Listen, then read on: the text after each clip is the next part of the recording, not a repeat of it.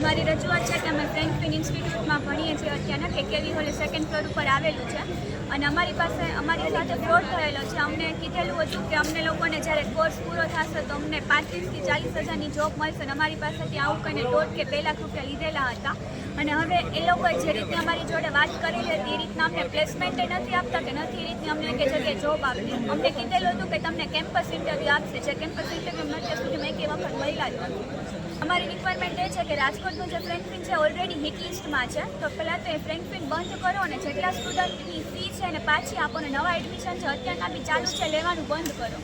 કેમ કે એ લોકો મોસ્ટલી જે મિડલ ક્લાસ હોય છે ને એ લોકોને જ લે છે અને એ લોકો એમ કહે છે કે અમારી પાસે આટલા પૈસા નથી, તો ખુદ ત્યાંના જે ઓથોરિટી છે એ લોકોને લોન બી કરાવીને આપે છે અને એ લોકોની એમ છે કે કાં તો તમારી પાસે ડિગ્રી હોવી જોઈએ ને, ડિગ્રી નહીં હોય તો 12થના બેઝ ઉપર થઈ જશે. મારી પાસે એવા 5 કે 6 સ્ટુડન્ટ છે જે લોકો હજી ખાલી 10th પાસ કરેલું છે, તો 10th પાસ તે લોકોને 11th ને 12th બાકી છે, તે લોકોને કયા બેઝ ઉપરથી તમે લોકો એડમિશન આપ્યું છે અને એની શું ગેરંટી છે કે 10th પાસ ઉપરથી તમે લોકોને જોબ અપાવશો? ટોટલ 4 ફ્રેન્કફિન છે અમદાવાદમાં, રાજકોટમાં, સુરત ને બરોડ. એમાંથી અમદાવાદનું છે ને અમારી ઓથોરિટીમાં નથી આવતું, બાકી બરોડા, સુરત ને રાજકોટ એ 3 છે ને એક જ ઓથોરિટી સંભાળે છે. ઉમા મેમ કરીને એમનું નામ છે.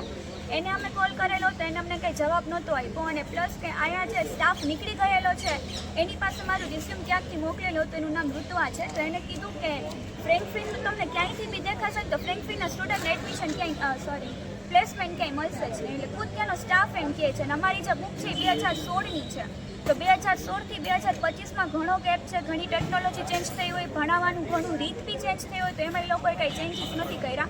તો કોઈ બી એવા ના હોય કે જે 10 વર્ષ જૂની જે એજ્યુકેશન સિસ્ટમ હોય છે એના માટે 1.5 કે 2 લાખની ફી ભરે.